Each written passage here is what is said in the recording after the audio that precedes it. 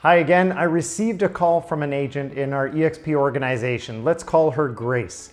She had a closing coming up in 2 days and the lender had called to pull the financing from her buyer client. She sounded anxious and confused on the phone, and I could understand why. In Canada, real estate closings are a little different than they are in the United States, where financing can be an issue up until the last minute. In Canada, when an offer is made on a property, the buyer has a diligence period, usually around 2 weeks. And during that time, they seek financing approval from the lenders and have a property inspection or other inspections done.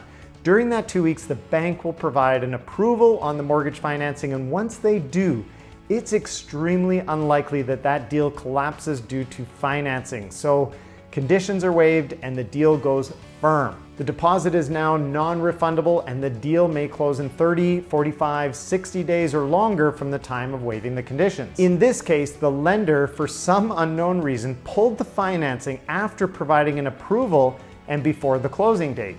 The lender is allowed to do this. However, like I said, this is extremely rare. And in my career of selling over 700 homes, it never happened even once.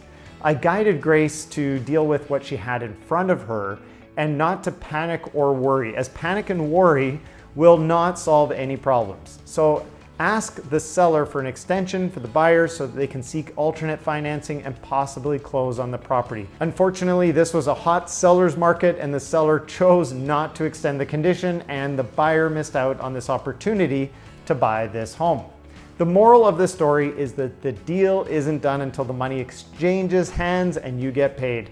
Never bank on the end result and don't count your chickens before they hatch. Also, you can mitigate these situations with your buyer client by advising them that once they're approved for financing, but before they close on their property, not to incur any additional debt, such as purchasing a vehicle, financing furniture, or any other credit applications, as the bank has a right to review the financing application again prior to the closing.